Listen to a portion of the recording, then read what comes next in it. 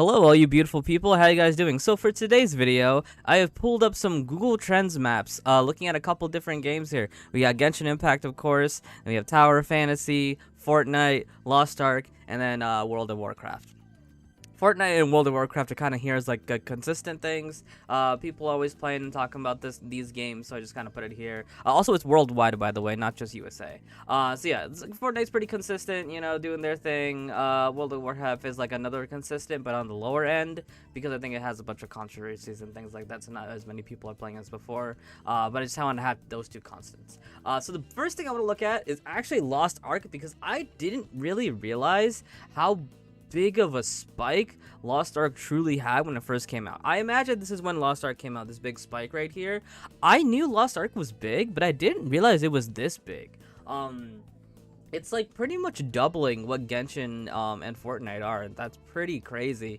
I think the reason why is because a lot of these like big MMO figures, they went straight to Lost Ark, right? Like I think WoW was suffering a lot, maybe even Final Fantasy 14, so people were coming from there to Lost Ark to get like a fresh new experience, and they heard it was really good. But we see that it's kind of in a decline here, kind of at a pretty big decline.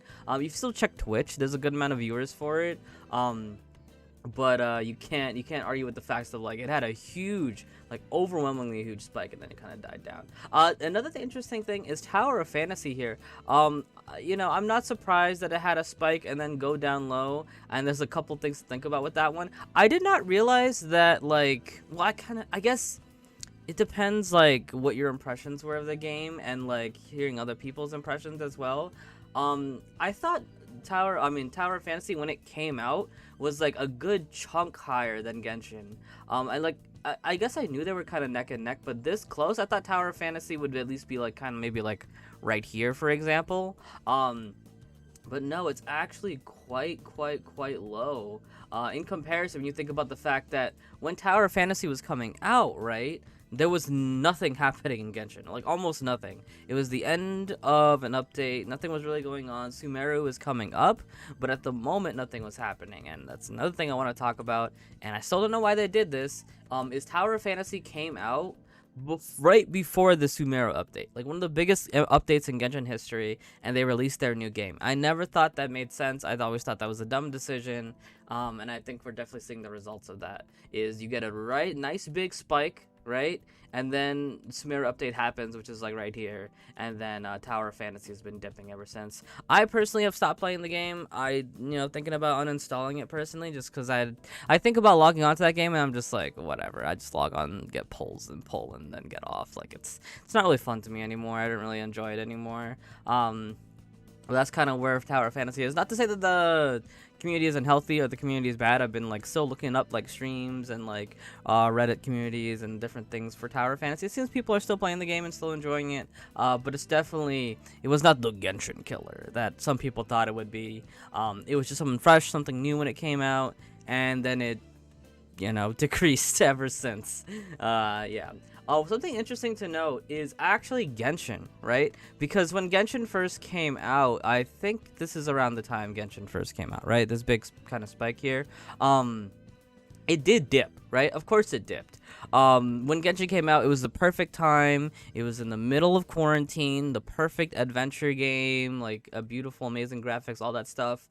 When it first came out, people loved it a lot. So it makes sense that it would have such a big spike and then go down because, you know, again, same kind of symptom of just like fresh, hot new game coming out. People play it a lot, then people, you know, stop playing it over time. But it's been very stable, and it's actually going back up. Like we'll see over here. I think all these little like big spikes are the big updates whenever they happen, right? Every couple of weeks, and then like the biggest updates are those big events, maybe when some new areas come out and things like that. But it's been pretty stable, like dropping down from like, let's say it's 61 right here.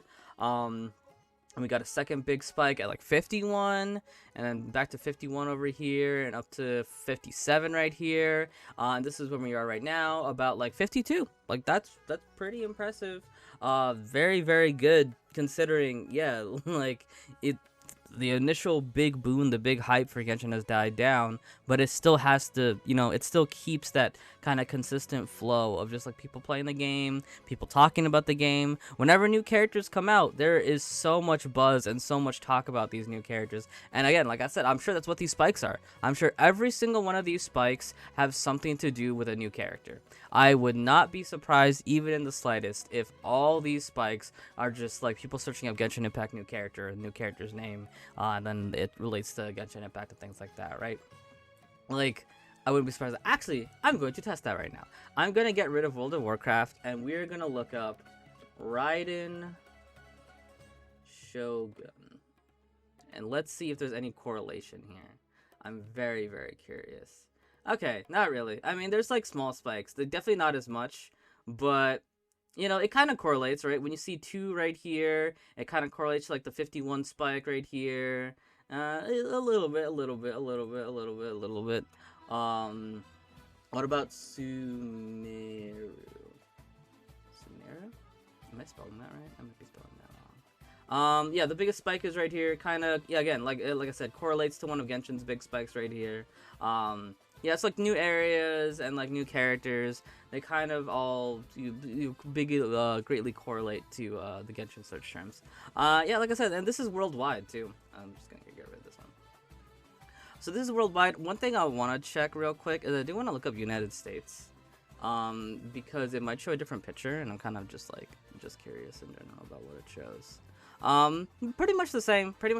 There's a bigger gap between like Fortnite and like Genshin Impact because I feel like a lot of young children are playing Fortnite and talking about Fortnite, looking up things about Fortnite.